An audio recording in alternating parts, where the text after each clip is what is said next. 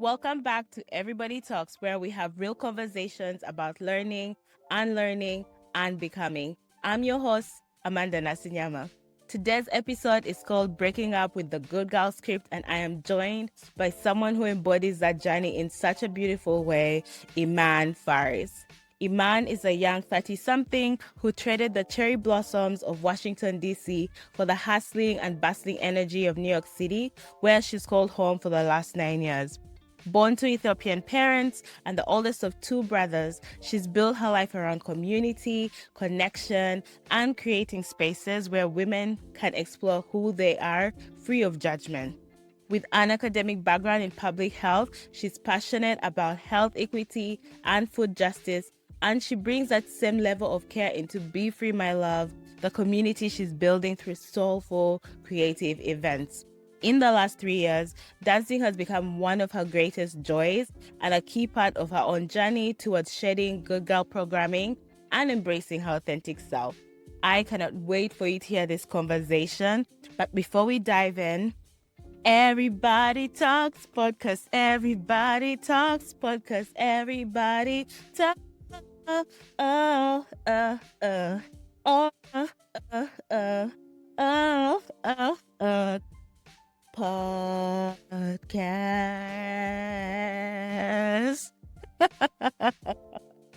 Okay, for real, let's dive into it.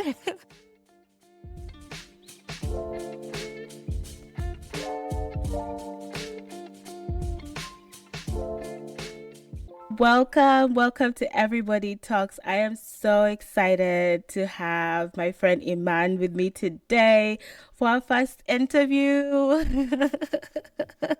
I'm so I'm super excited. excited to be here. Thank you so much for agreeing to have this conversation. I feel like you and I could probably talk for more than an hour if we had to. But today we're diving into what it means to break up with the good girl script. We're going to talk about those unspoken rules many of us were taught growing up. And I know for me, some of those rules felt like second nature until I started questioning them. And I feel like you and I have had so many of these conversations, and I thought that you'd be Yeah. the perfect person to talk about this. Um, but yeah, I'm so excited to have you, Iman. Is there anything you want to say before I start hitting you with those hard-hitting questions? I just want to say one, I'm super proud of you. Just like seeing this podcast, just be an idea, something that you were thinking about into actual fruition. So I want to, clap up for you too. And then also just, yeah, super excited to be here to have this conversation. I feel like when you and I first connected, I was like, oh my God, like we grew up in different contexts and different settings, but I feel like there were so many areas that we resonated with, and it was like super, super similar.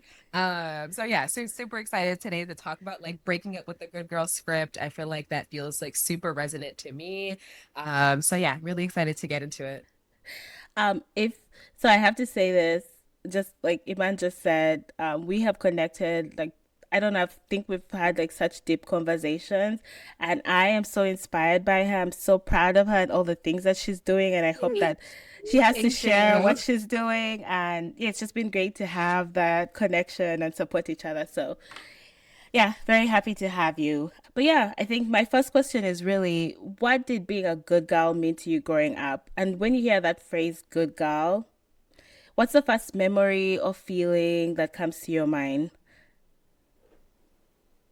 Oh, memory feeling is interesting. It definitely takes me to like childhood, and I'm thinking like elementary, middle school, like early stages of high school. And for me, being a good girl was definitely connected to being like a rule follower. I was naturally just like more shy and reserved when I was like younger. So like I clung to my mom a lot, and I feel like it was safe to just like be quiet. And I think the quieter that you are, the easier it is to kind of like fall into that good girl category. But I feel like for me, I grew up in a Muslim community, an Islamic context, and I think that was like the biggest influence, I would say. Culturally, my parents are born and raised in Ethiopia. I was born here in the States, down in the DC, Maryland area. Um, And so I would say for me, like culturally and religiously, like those are the major influences. But it was definitely connected to how I acted. Mm-hmm. I think really connected to how people perceive me, because there's a lot of like, make sure that you behave and that, people don't see you or perceive you as like a troublemaker. Or when you're in Mm-hmm. school, like your teachers better say good things about you.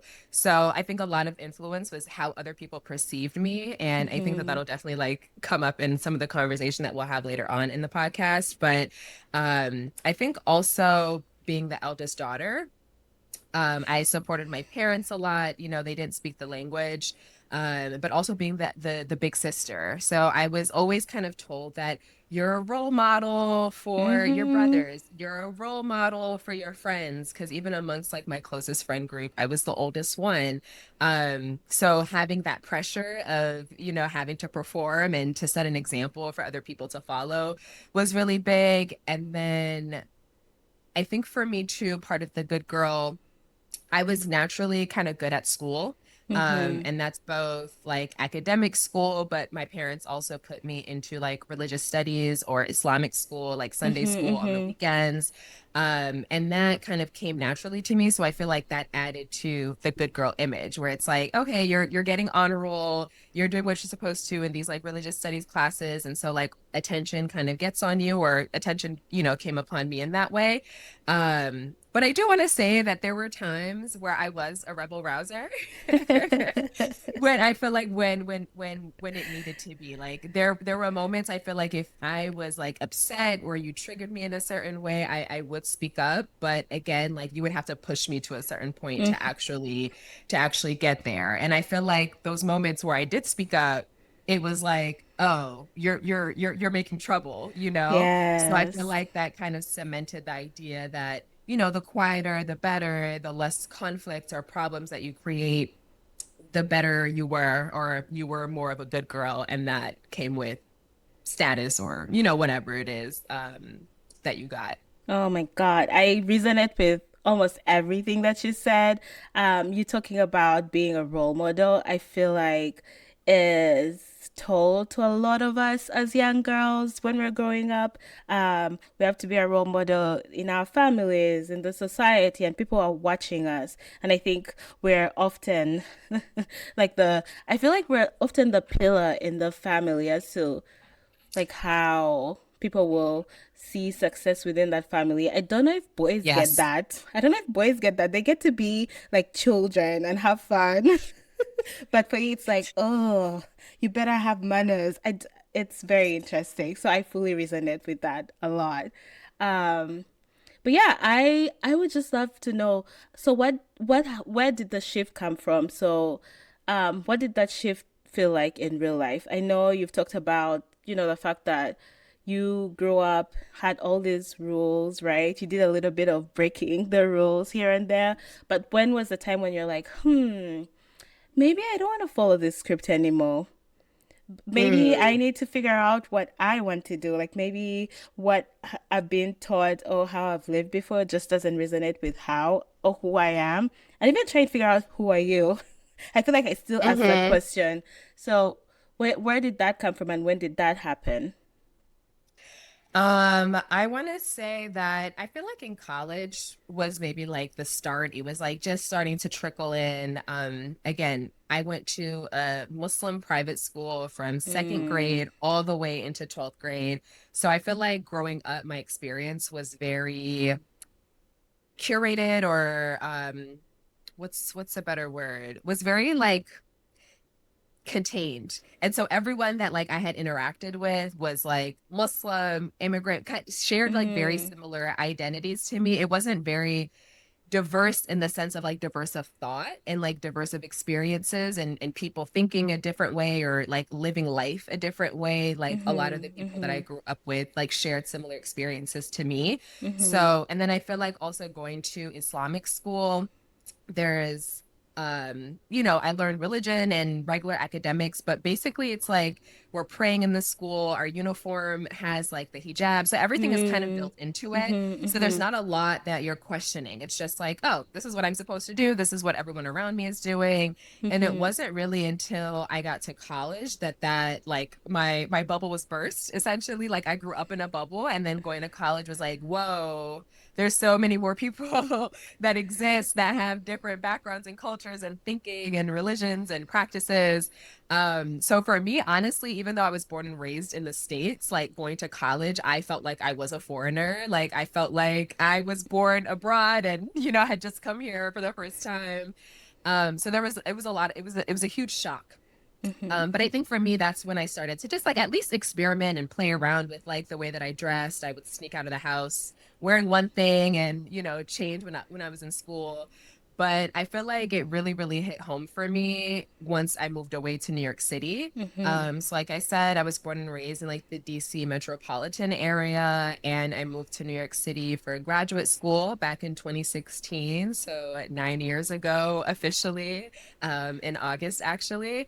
And just being removed completely from the community that I was raised in, being like, this was the first time I was moving away from home. When I was in college, Mhm. I lived at home and commuted. So this was like the first time that I was like, oh my God, like there's no one that I know. And I didn't really know anyone in New York. I didn't have any friends. I didn't have any family here. So this was like foreign This is land to me. new. And it felt like an opportunity to kind of like create myself from like a blank slate, essentially.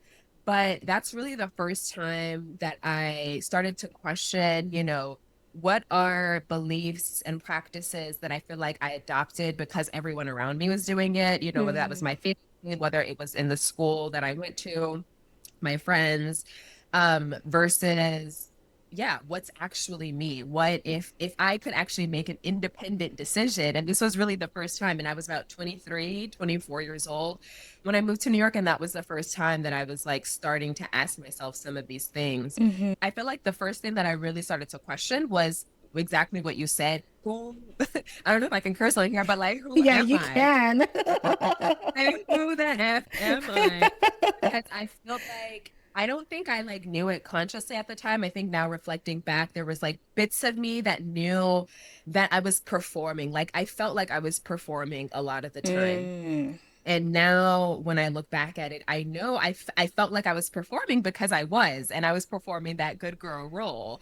And I think a lot of us, especially if you're like a daughter, I have brothers, I know you have brothers, like we're the only girls in our family. And I think a lot of girls tend to carry, the caretaker or like the nurturer roles Mhm. in their Mhm. families. And I feel like that became my identity, even outside of my family, but in all of my friendships. So even I was the big sister to my brother, helping them with school, trying to make sure they were getting through school. I was the big sister, a big, the oldest friend in my friend group, and helping them navigate challenges that I had to figure out on my own.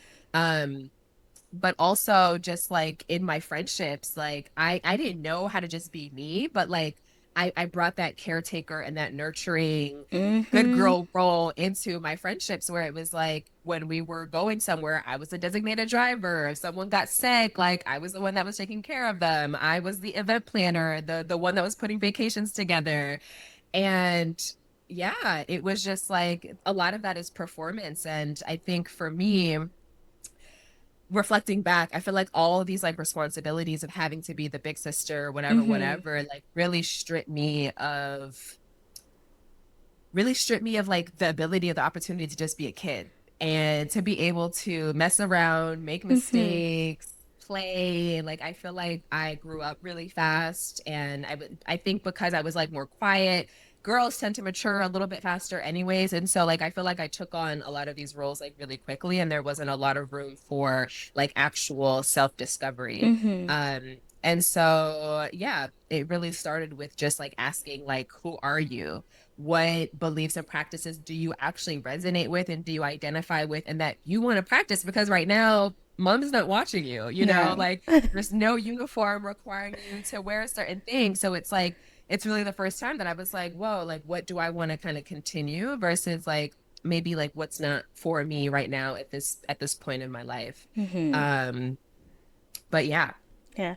Oh, Well, I'll I like pause there. I feel like I yeah. talk a lot.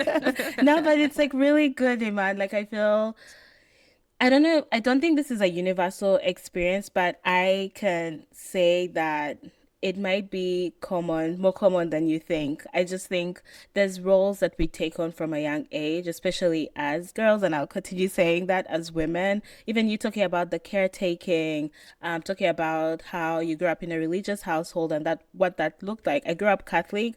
And there's a lot of things that I was doing because I'm Catholic.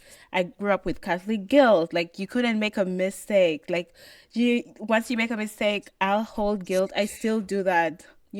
You say Yeah, something and same, you're like, same. oh no, I'm gonna go to hell. It's like so religion was such a big thing.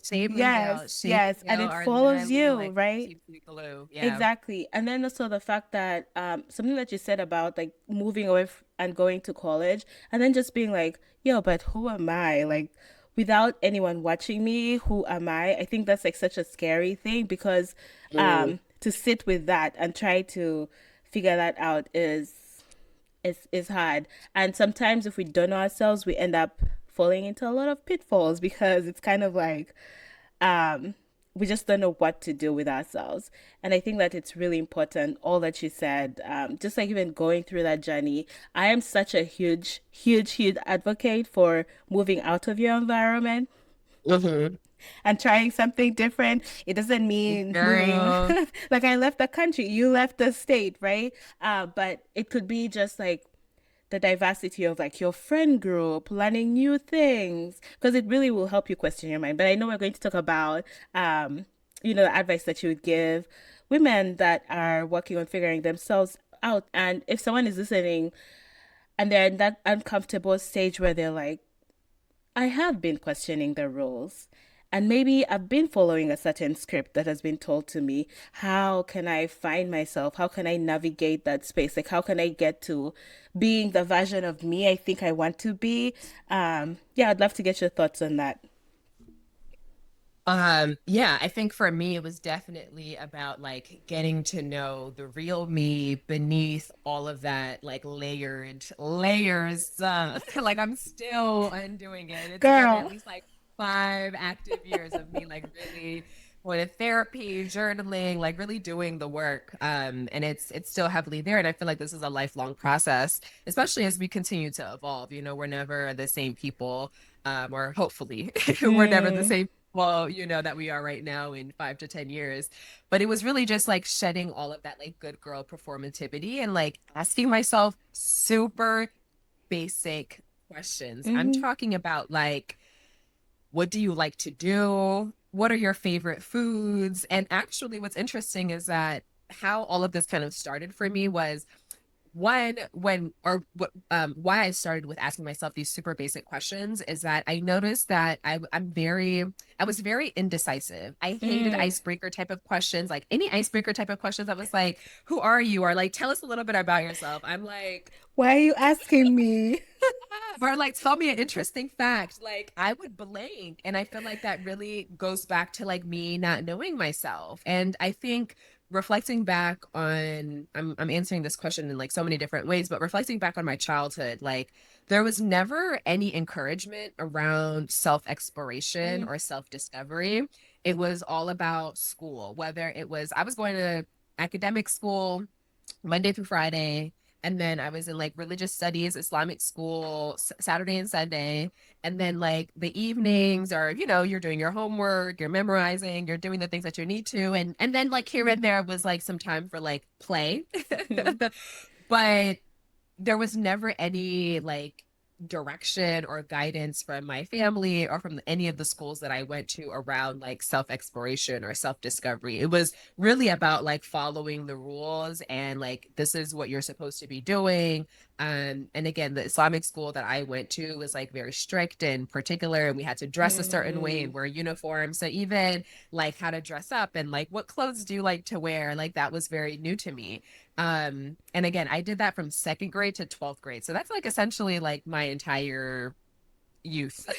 So um, when you say second grade to eighth grade, what ages were that? Because in Uganda we have like different, like a different education system. It might be easier okay. Yeah, to Yeah, understand. second grade to 12th grade. So that would be, let's say, like 7 years old Mm-hmm. up until I was like 18, 19. Oh wow. Okay. Yeah. So all the primary, middle, high school, all of Adolescent. it. Literally. So I feel like I never really got to know myself in any type of aspect. And the parts of myself that I did know was like reflected back to me. And honestly, they were the good girl, that good girl language.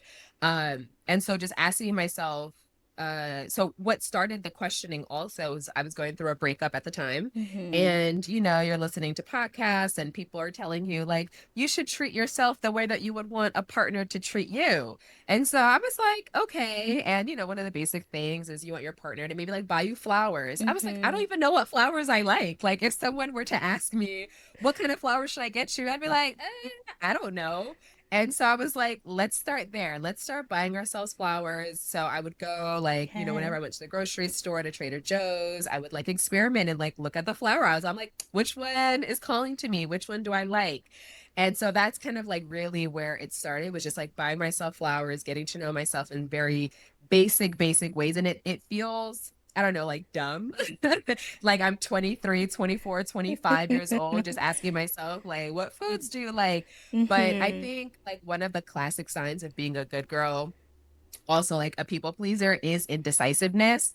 Or if your decision making kind of centers around what is going to make other people happy. Mm-hmm. And that was my classic. Either I didn't know, or I'd be like, whatever you like, let's order that. Yeah, let's Whatever just you do want. that. I'm Yeah. cool with it. Yeah, whatever you want to do on the vacation, I'm cool with that. Like, so it was a lot of that. So I feel like if you recognize that, or if you're doing that in your friendships and your relationships, then you are probably a good girl, a people pleaser, and there's like some work to do. Um, but yeah, I think one of the other things was asking myself, like, what do you like to do? Because I didn't really grow up with hobbies, any creative passions. It was all school, school, school, school, school. And so back in 2022, I was like, I've been wanting to dance since college. I saw a performance and I was like, I want to do that. But I never got to it because I was like, again, just like really intimidated and insecure. And I was like, I'm not a great dancer. So I never like pursued it. But it wasn't until 2022 when I started just asking myself all these questions. Mm-hmm.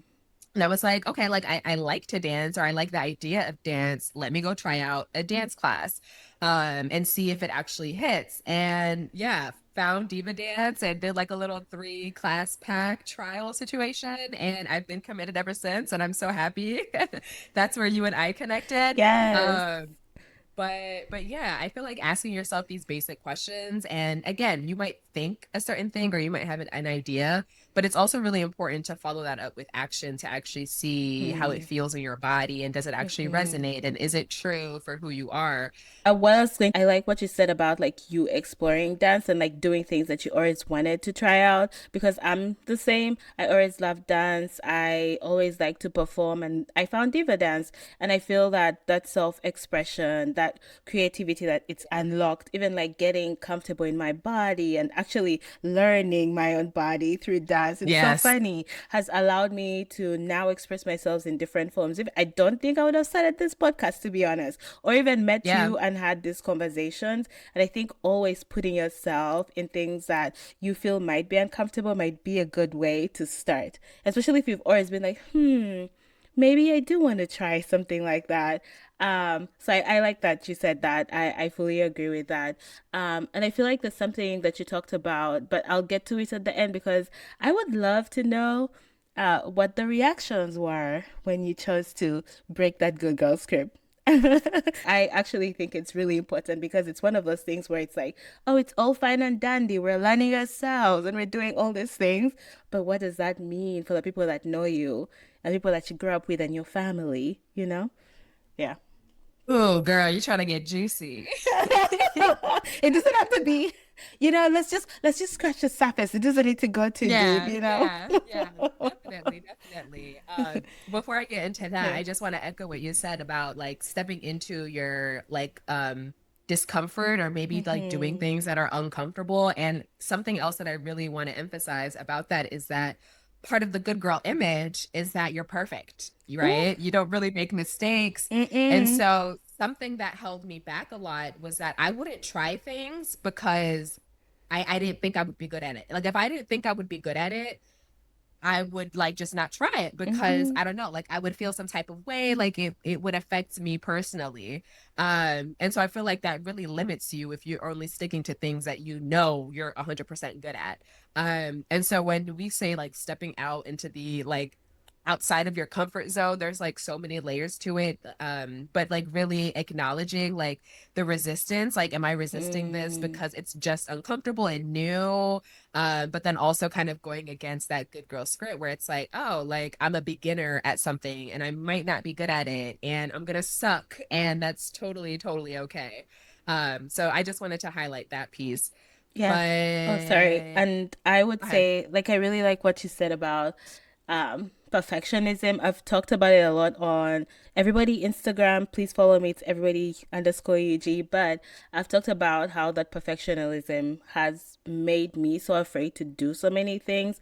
Like, I Hmm. recently started posting all my dance videos on my Instagram because I've always wanted to share that with my community, but also I was so afraid because I'm like, oh my God, you ruined that move. You did it. Look at how why were your hands I'm like right there this? with you. Why were Yeah. you, and I just cringed inside. But after a while, I was like, I actually want to post it. Like it's fun. I enjoy dancing. I want to share it with the community. So what if it's bad?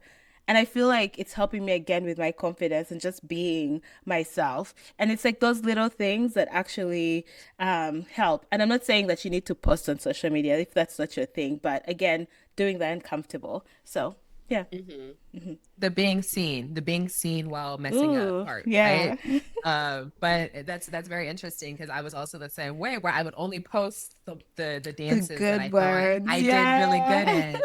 And this year I was like, no, we're doing all of it. Even if I have to It's write like a okay. little like note like I messed up or this wasn't my best, you know, whatever. It's like it's gonna get posted. And like you said, you don't have to post it, but like social media is a great way to just like help, I don't know, like get that exposure and like get over some Mm-hmm. of the uncomfortability of being seen. Mm-hmm. Mm-hmm. Yeah. And sorry, I did cut you off. I think you were going into sort of like steps and guidance on how to break the good girl script. Yeah, I think it was the reaction that I got once I did break the good girl Oh my script. God, yes. Let's Uh, talk about that. I still feel like I'm getting reactions and questions. They're like, yeah, it's a Amanda, drama you girl. changed. It's never, it's, I don't think it's gonna be ending. I don't think that it ends, honestly. But like for me, it was exactly like very similar reactions, just people being taken aback, you know? And I think especially for the people closest to me, like my family, my parents, Mm. it was like really big. And I feel like I did it very slowly to kind of like help transition and like dip my toe in to see what the reaction was. Cause if I just showed up how I am looking right now, like I don't know if people would have made it. Like that might have been a heart attack or something. But just like, you know, dressing a little bit differently when I would visit home or wearing like my hijab a different way, Mm-hmm. like a turban. Like when I transitioned from regular hijab, like covering my neck up, to like wearing a turban, like my mom, and I know you said we'd have to get personal, but like my mom had like a really like strong visceral reaction and like Mm. was like, are you even still Muslim? And it's like, Mm. girl, yes, I am. There's just like different ways of presenting. Exactly. Um, and so it's really required me, I think, to just be more comfortable with who I am and like solidify like it's me with me versus the rest of the world. Because again, as a good girl, we get a lot of our messaging or instruction and rules from the world around us. And so Mm-hmm. we contort ourselves or we change ourselves to follow these rules and like listen to A what like lot. everything that's external to us, and we honestly disengage and we disconnect from our intuition and we disconnect from our bodies and we disconnect from like these internal messages that's letting us know like who we are or like what feels good to us, what feels comfortable to us.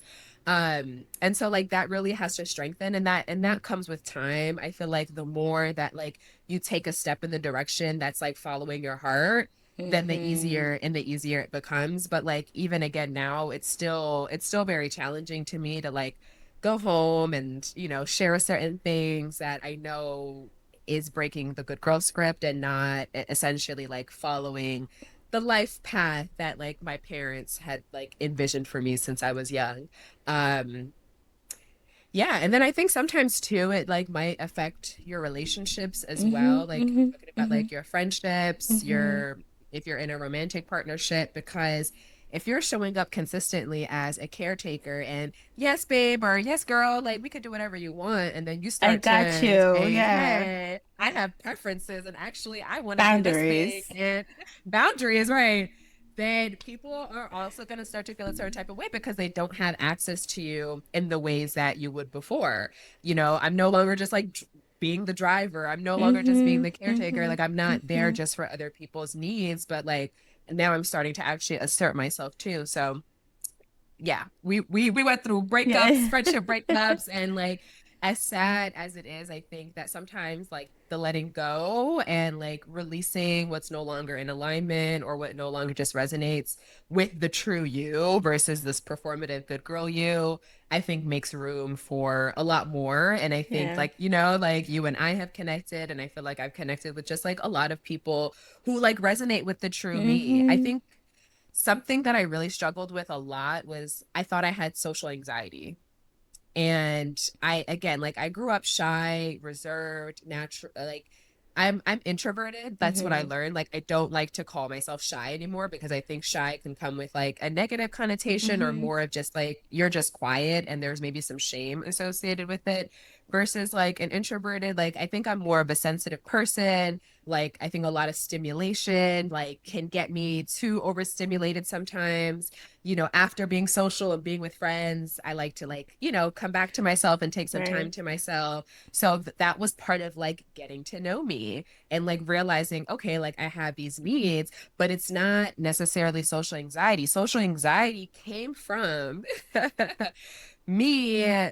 Again, when you're a good girl, the rules are coming from outside of you. And if you're worried Yes. about how people are perceiving you, then you're like hyper vigilant. You're like constantly reading the room, you're constantly reading people's energies and like, how do I need to perform? How do I need to show up in the space? And you're like doing that in the moment. And so Mhm. like that's anxiety because it's It's like a lot. instead of just coming into the room and showing up as yourself and you knowing who you are and then responding like from the inside to outside versus like the good girl is like taking what's outside and then putting it inside and changing Mhm. yourself. Mhm. So Mhm. I feel like that's what a lot of social anxiety or what social anxiety was for me was just that hypervigilance that was like, oh my God, like I'm worried about how people are perceiving me Mhm. Mhm. constantly versus like letting that shit go and just being like, this is who I am and let's have a conversation and get to know each other. And if we resonate, we resonate. And if we don't, we can, be happy to disagree and go on our merry ways. I love that. But yeah. I feel like Iman, actually, you're the person that came up to me in dance class and you're like, let's have dinner. And I was like, cool.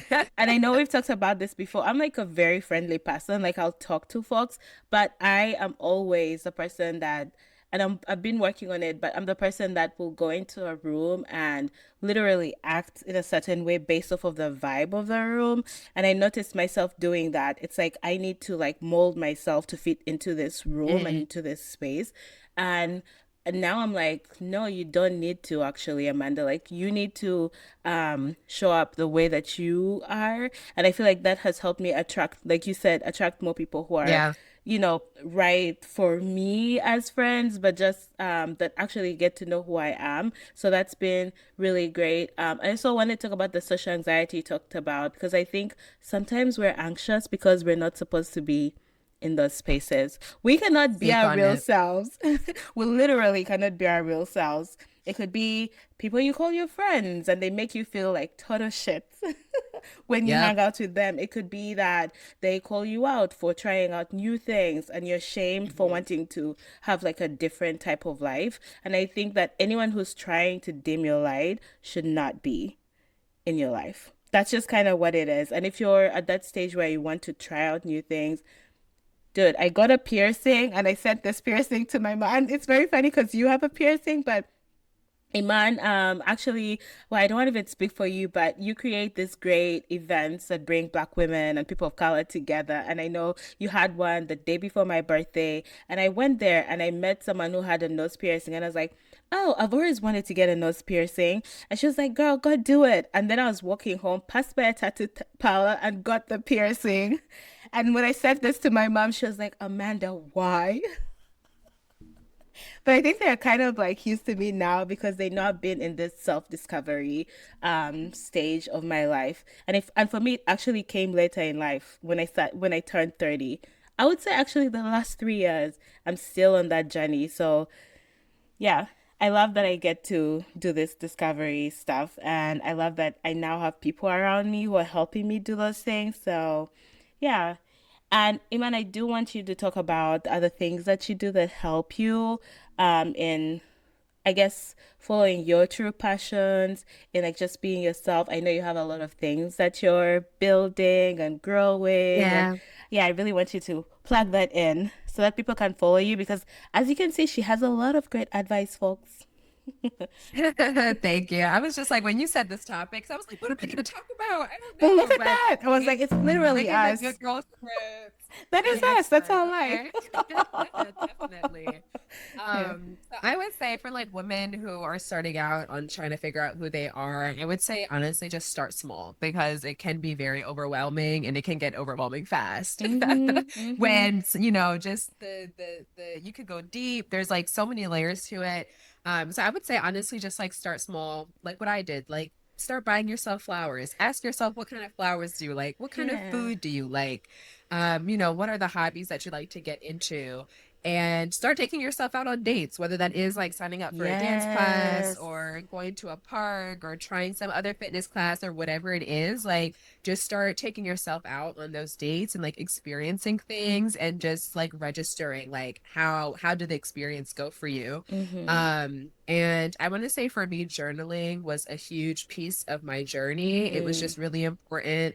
There was like a specific style of journaling that I was doing, but essentially it was like setting intentions for the day and thinking about the person it is that I do want to become. Mm. It's like, okay, cool. I know everything that I don't want to be. Like, I don't want to be a people pleaser. I don't want to just follow the rules and do everything that like other people are telling me to do or worry about other people's perception. So it's like, okay, so instead of that, what is it that you want to do? So, or who's it that you want to be? And like, what are the qualities of that person? And so I would start to like really break down the qualities of like, okay, like I want to be a confident person, but even Mm-hmm. that is like still it's still Huge. like Yeah. too vague where it's like I want to be able to like see someone that's wearing something nice and say hi or like compliment them. I want to be able to like walk into a room and be able to like say hello or introduce myself to new people. So like really getting granular on like what are the actions and the specific qualities that like you're really trying to take on, because like when you're talking about like an identity shift, like you're gonna have to like let go of the person you are Yeah. now and let that person die, which is like Ooh, super scary. painful. To allow like this new version of you to come through. And again, it's going to be very scary because once you stop doing some of the behaviors that was kind of keeping you in that good girl pattern, it's going to feel like a empty void essentially. Mm. Like, what am I supposed to do? And like, what's the alternative? And how am I supposed to respond? And that's why, like, the journaling element with like the affirmations and like really getting detailed about, like, okay, like, who is it that I want to become? And then also just like reflecting on different scenarios. Like, I went home and this experience happened and this is how I responded. Like I feel like just like reflecting and like letting those thoughts out was really helpful. And if you can afford it or have access to it, I would say therapy was another huge element. Just getting this unbiased person, someone who didn't really know me, and that was like a really big decision. I know you talked about this in your previous episode, Mm-hmm. but like for me, especially growing up Muslim, growing up, in an East African immigrant household, like I felt like, we grew up with the whole thing, like don't talk about the family's problems outside the house. Don't you Whatever happens dare. in the house stays in the house. And then, especially here in the US, there's like, a negative persona or a negative perception of Islam and Mm. Muslims. And there's like it's oppressive and all these things. So I felt scared to get a therapist where I would come and tell them all my problems and like this is how Mm-hmm. I was raised and I wasn't allowed to explore myself, and then that would just like further perpetuate that stereotype. So I feel like that held me back from actually like getting a therapist, even though like I knew I Mm-hmm. wanted one. And I feel like it was like when I was finally ready, like I did my research and like found someone that I really connected with. And we had been working with each other for about 3 or 4 years. And it was just really helpful to just like get a third party's perspective, someone Mm-hmm. who doesn't really know your life or grew up with you or doesn't really know you, but can just give you like that perspective, like, maybe you didn't handle that, or what's another way that you could have handled that conversation or that scenario, or maybe you should try setting boundaries and like this is how it could look like. So just having some life direction, because it's like there's no manual. And like I said, like I didn't grow up with anyone who taught me just like basic life skills in terms of just like self-discovery and like Mm-hmm. emotional regulation and emotional understanding. That's very foreign, I want to say, to a lot of like African immigrant, even, back We home either suppress it community. or it comes Yeah. out in terrible ways. There's Like no, violent, it's yeah. like literally two Unhealthy things. ways. Yeah. So I would say, yeah, like a therapist, or, if you don't have access to that, like another friend who's also kind of like Mm-hmm. on a similar journey as you. And yeah, so I would say those things, asking yourself the basic questions, taking yourself out on dates to actually experience the things that you think you like, journaling, and then bonus would be like getting therapy or outside professional help to kind of help guide you, even if it's like coaching. I've never done coaching, but I know like a lot of people find benefit in Mm-hmm. that. Mm-hmm. And then I want to share like 3 books that were like really impactful to me, and I actually Yes. have them right next to Look me. at that. She came with books. She reads. But yeah, please. Let's see if the lighting. So The this is called wisdom. The Mm-hmm. Wisdom. Let me turn the lighting off. So this is The Wisdom of Anxiety. Mm-hmm. This like really helped me understand anxiety, how it shows up in my body. Mm-hmm. And I feel like right now, especially, there's so many buzzwords like I'm anxious, anxiety, depressed, like all these things. But this book really flipped the script for how I viewed anxiety, instead of as a negative thing, as like a positive thing, where it's like, Mm-hmm. this is your body's invitation to get you to pay attention to what's going on inside. Like if your heart is racing in a certain situation, like it's trying to get your attention. If you're getting butterflies and your Right. stomach is hurting when you're entering situations, that's your body actually trying to communicate to you. And so the wisdom of anxiety, it's like there's messages that are coming in these like body Mm-hmm. sensations that we're experiencing and interpreting as anxiety, but they're really messages from your body. So that really helped me a lot. This was another book that I would like highly, highly recommend. It's called Not Nice. Stop people pleasing, staying silent, and feeling guilty, and start speaking up, saying no, asking boldly, and unapologetically being yourself. This one like really shifted the game for me, because again, we grew up thinking like being a good girl is good. It's positive. Like there's so many Yes. like positive affirmations. But here they're like, no, you got to stop being nice. And that's when I actually learned that being nice and Is people pleasing not, is really, it's not good. it is And it doesn't allow, manipulative. yeah, it's like low key manipulative in the sense of like, I just want you to like me. So like we're gonna go with the flow, and I'm gonna be like super nice to you, but like I'm not really telling you my real Mm-hmm. intentions or like my real preferences or my real desires, because I don't want to ruffle feathers. I don't want to cause conflict. So it's better to stay silent than do that. This book was like, no, like if you're being nice and just saying, yeah, we can do whatever you want, but you don't really feel that way, it's limiting your connections, because people are not actually getting to know you. And Yes. that's why I said earlier, like a lot of the indecisiveness and not knowing and just going with the flow is really not you going with the flow. It's either a lack of, you don't know yourself. And so that's why you're allowing other people to kind of make those decisions for you. Or you're like really heavy into the people pleasing aspect, where Mm-hmm. you're just going with the flow to make other people happy, even if it makes you uncomfortable, Mm-hmm. or, in a situation like you're eating food that you don't even really like, or you're going on a vacation trip and doing adventures or excursions, or going to places that you don't really want to go to. Mm-hmm. So there's a lot of negative consequences that we actually don't talk about from being a good girl.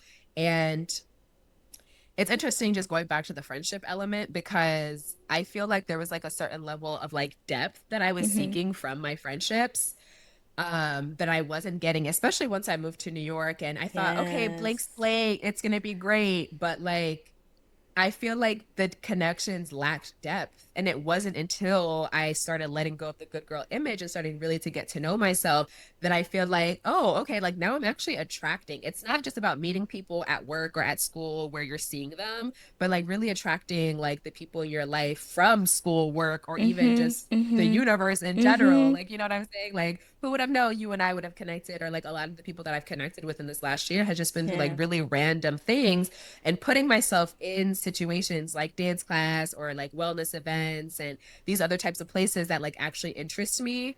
And then I'm Mm-hmm. meeting people that are actually genuinely interested in that too. And so there's this like natural alignment. So I yeah, being a good girl Yeah, no.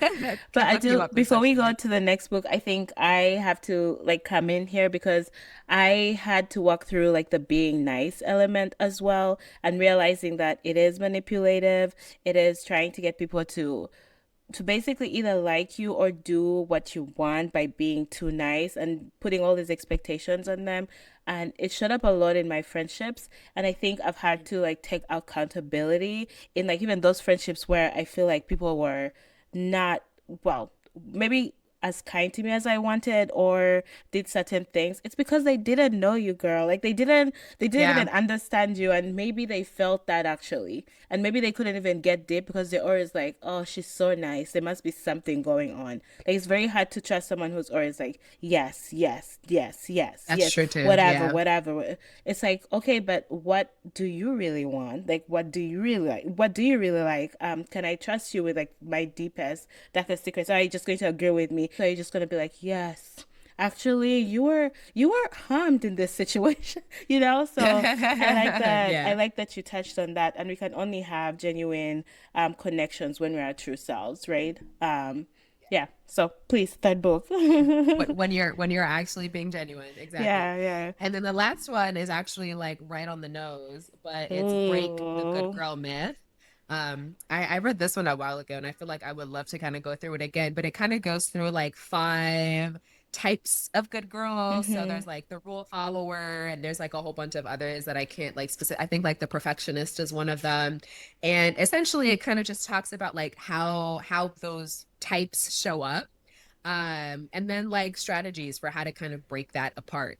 And so this is like very good to kind of just like recognize the different behaviors that again are so innate and second nature to me that I didn't even realize that, oh, that's me being a good girl, oh, that's me being a Yeah, good girl, oh, that's me yeah, being a good girl, versus yeah. like me just like actually wanting to do some of those, things. Mm-hmm, mm-hmm. So I would highly recommend this book.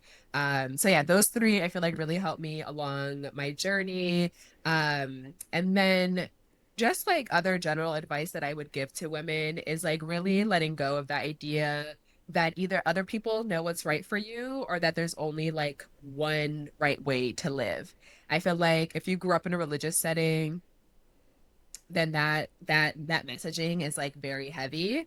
Um, and then also just being a good girl, again, you're constantly taking Mm-hmm, direction from mm-hmm, some mm-hmm, source outside of you. mm-hmm, Like to be a good girl, there has to be like an authority figure, essentially, whether mm-hmm. that's like God, religion, your parents, whoever. There's like an authority outside of you. And like for me, again, because I grew up in like a bubble, like I Mhm, wasn't mhm, exposed to a lot of things.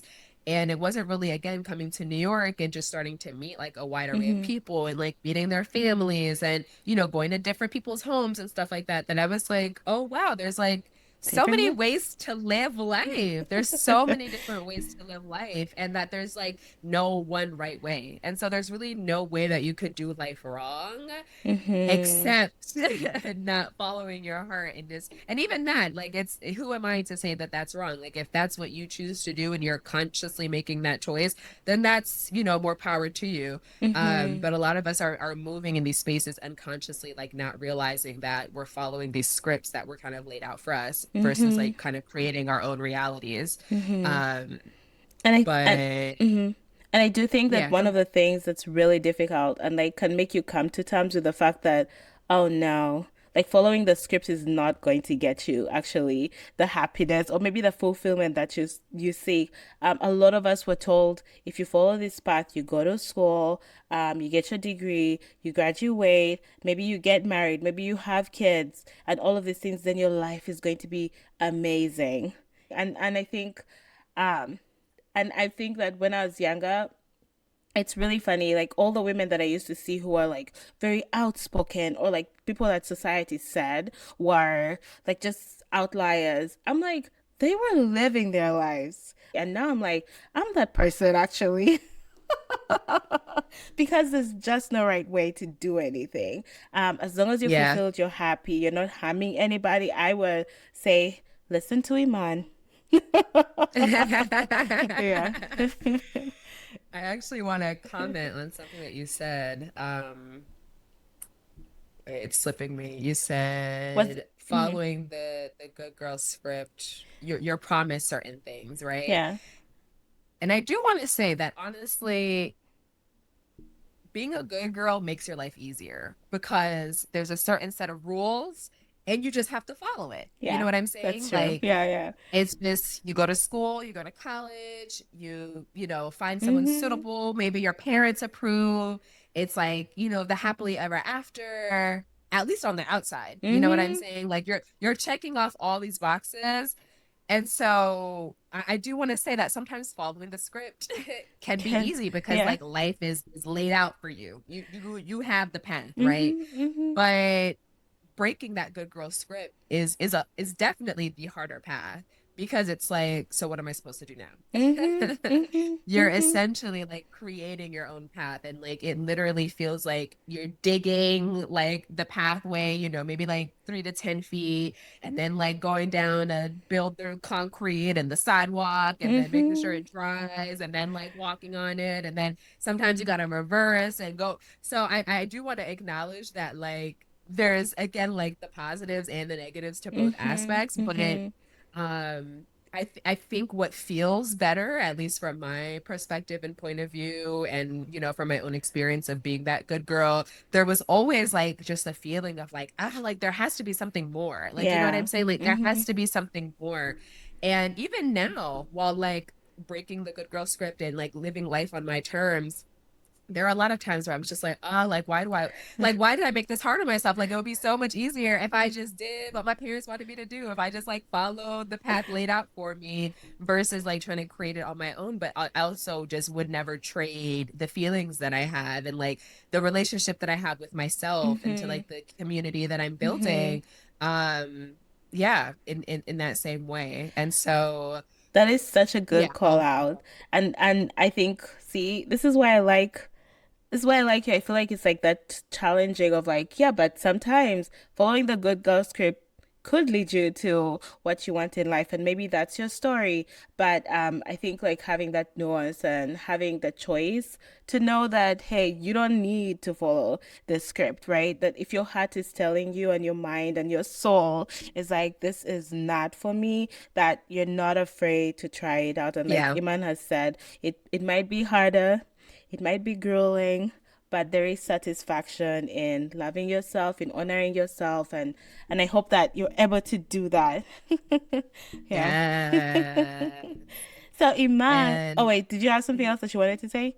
I was just gonna say the last Hmm. piece that Hmm. I'd like to end on is Hmm. just I think something that I wish someone had told me really resonates with what I was just sharing right now. But like the idea that you need to look outside of yourself for guidance, that the answer is Mm. outside, whether that's like a man that's gonna save you, your best Mm-mm. friend that's, doing whatever, Hmm. your parents. No, like really everything that you need is within, it's inside your body, your heart, your soul. Like it knows the way. And it really is just a matter of really taking a pause to like gently listen and like really listening Hmm. hard and seeing what the wisdom, going back to that wisdom of anxiety, but like what the wisdom of your body and your heart and your soul is really telling you. And to be confident enough, to be bold enough, to be courageous enough to follow that path. But You yeah. got this. You got this. I love that. Listen to your heart. Listen to Yes. yourself. All the answers are within you. Yeah, but thank you so much, Iman. I feel like this. I couldn't have asked for a better first episode. I think I need to read all those books. I haven't read them, so thank you for recommending Let me know them. if you want to Um, borrow yes, I will because I'm on a them. budget, but like now I'd love to, especially the not being nice one because I feel like that has been like my focus for the past couple of years. But I did want to say, where can people follow you, and like do you want to plug anything that you're doing Yeah. upcoming? Yeah. Definitely. So the last like 3 years, I've kind of slowly been building this like space social club, collective wellness group, still Hmm. figuring out like what the exact title is, but it's called Be Free My Love. It's a space that I'm creating for women to essentially just like be a part of a group where you can safely discover yourself, explore who you Hmm. are, have conversations very similar to this, Hmm. and we can learn from one another because I think a lot of the times when we think about like our healing journeys or like self-discovery journeys, it can be like very isolating, especially, when you're breaking up the good girl script and maybe certain people aren't messing around with you anymore. Like, Hmm. maybe your relationship with your family or your friends is like strained. And so finding the people that understand, that get it, that are going through similar journeys as you, that's the space that I'm trying to create. And so with Be Free My Love, we try to host like different types of community centered events, bringing women Hmm. together so that we can play, really kind of also thinking about like restorative activities that like, our body, hearts, and souls are rejuvenated, they're Yes. resting, we're being poured back into, and then also connections, because I think once you start to like build community again, I think that kind of helps reinforce your own identity and your own values. And it makes it easier to just, again, like live life and not have Hmm. to do things Hmm. alone. So those are like the three pillars that I really try to focus on. And then, yeah, so you can find me on Instagram. I think I'll like send it so you could spell it out or like Yeah, add the I'll link add in, it but too. Yeah. be free, my love. BEFREELOV. Instead of E, it's the number three. Hmm. And then you can also follow my personal page. That's kind of where I post a lot of like my own personal stuff related to dance class, my journey with the gym, and anything else that kind of comes up in life. And that's Faith It Till I Make It. My name is Eman, and it translates into faith. And so when I like restarted my Instagram, because that was also part of like breaking up with the good girl script, was I just had to start fresh and brand new because I'm a new person now. And I was like, what should my name be? And I don't know, this kind of just like popped up because it's like really about just having faith in the person that I'm becoming, and like Hmm. again trusting that the answers are within and that my body, my heart, my soul can guide me on the path that I am supposed to be on. So Faith It Till I Make It on Instagram. Yes, yes. I remember I thought that your name was Faith. I was like, oh, is your name Faith? Because I was following you on Insta. You're like, yes, it is, but it's Yes. Iman. But yeah, no, Iman, I want to thank you so much for being my first guest and like having such. I think this is such a great conversation. I feel like we literally scratched the surface. There's so many things I wanted to Yeah. be like, oh, could just be, and I had to stop myself. I was like, no, let her speak. Same, same, same. Yeah, it's like So each I question know, could be its I own know kind we'll of have whole. an. I am definitely going to ask Iman to be back. So, I would if you have love any, to. please add your comments, questions, down below, and make sure you follow Iman. Love her Instagram and also the space that she's curating on Be Free My Love. Thank you, Amanda. Again, like I said, I'm so proud of you. It's been so Thank inspiring you. watching you go on your journey. I loved actually having this conversation with you, and It was so I would so love to have fun. more. Yes, it was Yeah, really good. I yeah, literally was like, it was oh my really good. God. And every time I talk to you, I'm like, you're so wise. Like, I need to listen to you a little bit more. But I love that you're always Thank reminding me, you. listen to yourself, like also not shaming yourself. It's just so many like things that you always remind me of. So thank you for coming. And I cannot wait to see you in dance class later. Yeah, see you tonight. See you tonight. Bye. Bye.